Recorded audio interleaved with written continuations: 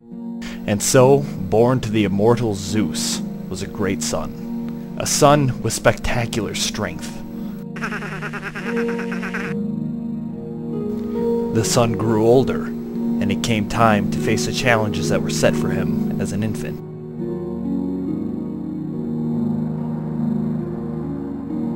Hercules approached the king, who informed him of his first labor.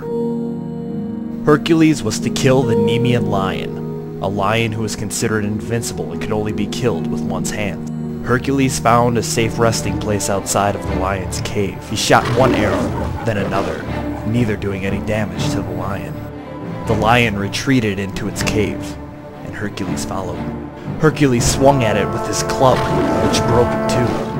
However, the hit did stun the lion. Wasting no time, Hercules pounced on the lion and killed it with his bare hands. The king, upon seeing the dead lion, became frightened of Hercules' strength, but was quick to challenge yet another labor.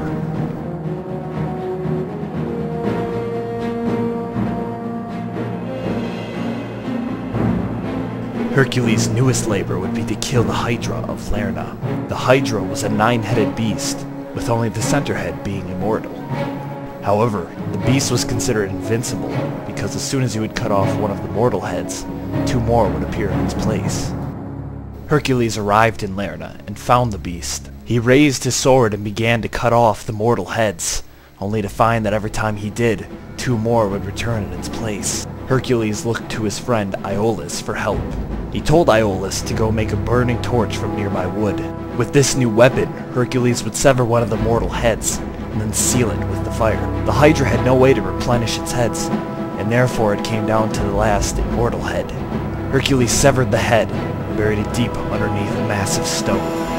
Hercules was infuriated to find out that the king would not count the labor, because of the help from Iolaus. Even so, Hercules could not focus too heavily on this tragic event, for there were many more challenges ahead.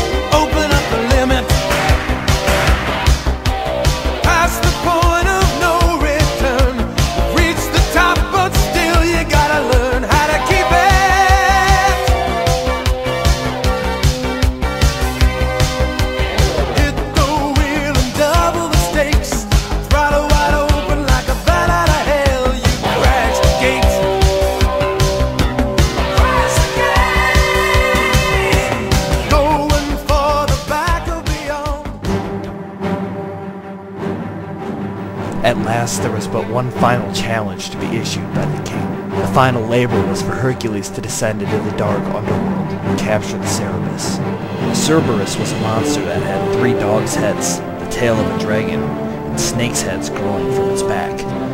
The dog guarded the main gate of the underworld. With the help of Hermes, Hercules descended into the underworld and spoke to Hades and his beautiful queen. Hades agreed to let Hercules fight the Cerberus. And so the battle began. Finally, the Cerberus, tired from battle, allowed Hercules to bring him into daylight. The king laid eyes upon the Cerberus, and finally, the 12 challenges were at an end.